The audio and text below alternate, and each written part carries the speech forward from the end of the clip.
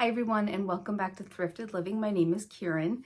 So today I would just like to talk with you a little bit about something that's kind of been difficult for me, and I didn't really talk a lot about it. I might have talked about it a little bit earlier in the summer, but I am starting school tomorrow. I'm going back to school tomorrow. If you're new here, I'm a teacher.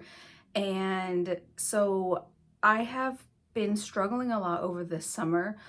If you're new here, my mom passed unexpectedly in January, and throughout the process of grief, things sort of like start to appear that you don't expect. And one thing that was really difficult for me was this first summer without my mom. And my mom and I were best friends. We did everything together. And over the summer, we did so much together. And so this was the first summer without her, and there were times that were really difficult, and then of course times that were a little bit easier. But it's hard because normally I'm a little anxious about school, and normally, I just kind of get the butterflies, and honestly I'm like, I'm not ready to go back yet.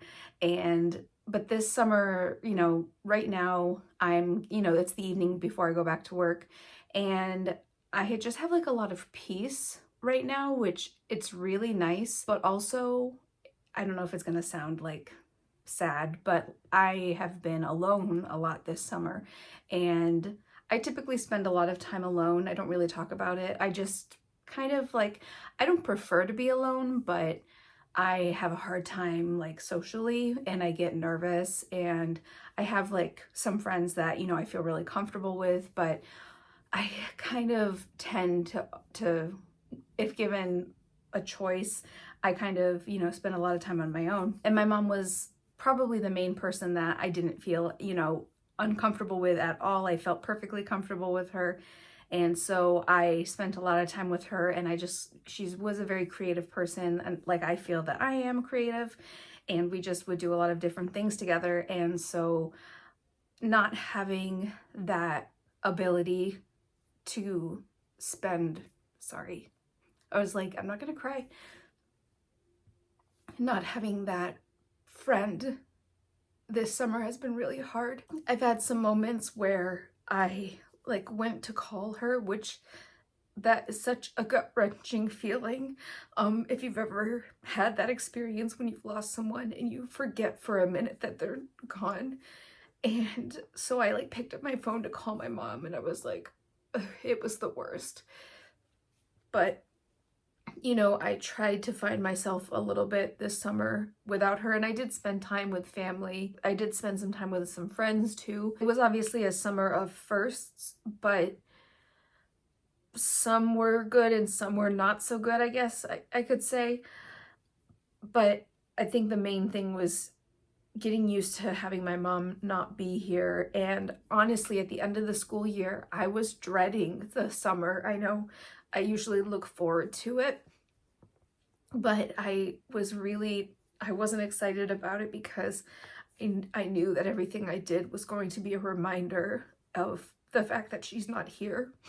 And like I said, just because we spent the whole summer together, we did everything together. It was hard, knowing at the end of the school year that I was going to be going home, and have that like constant reminder was difficult. I learned a little bit about myself, and I tried things that I hadn't tried before. I took my time. When I wanted to sleep, I would sleep. When I felt productive and felt like I could do stuff, I did that. I did have some episodes of mania and depression. I've shared in other videos that I struggle with bipolar disorders. So I had those periods of being really like feeling really manic and then feeling really depressed. And so I had to sort of navigate around those times as well.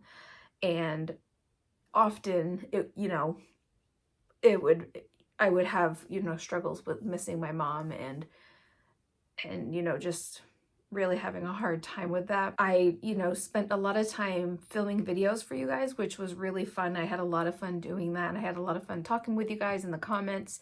And over the past couple weeks, I've been struggling with I talked with my psychiatrist, it's called hypomania, which I think it's like not full mania, but it's like partial mania, I guess. And she was saying that that's probably more of what I was struggling with. So I kind of stopped filming videos and just sort of took time to, you know, I was just really struggling with it and I just needed to not film. But otherwise, over the whole summer, I spent a lot of time filming and crafting. I spent a lot of time decluttering and cleaning. I feel like I have a really good system for decluttering our house. And I have shared also before that I'm medicated. I'm taking several different medications for a few different mental health disorders that I struggle with. And the combination of medications that I'm on is like perfect for me. So I have so much more clarity around stuff, because if you guys have been following me for a while, I feel like I keep saying that in this video, then you know I've really struggled with hoarding, I guess you could say. Maybe not hoarding as much as like collecting. At certain points in my mental illness, I wouldn't even be able to throw out garbage, like things that were truly trash. And so I've definitely gotten past that, and I've, you know, been able to do more. But I've probably made like 50 trips to the thrift store just donating stuff. I didn't thrift this summer as nearly as much as I normally do. I really wanted to just not bring many things into our home. I did actually do a little bit more garage sailing than I have in the past. And I also think that's because I wanted to really like talk with people. I wanted to be around people. And like I have friends at the thrift store and, you know, I can definitely talk to them, but I wanted to, at a garage sale, it's a little different. I feel like it's a little more like you're pretty much in somebody's house. And so I've gone to a couple garage sales, several garage sales where I would stay there for like 45 minutes and just be talking with the homeowner and talking about the items they have. And, you know, I really wanted that like contact, I guess you could say. Like I wanted to be with people, but in very short periods of time, I guess.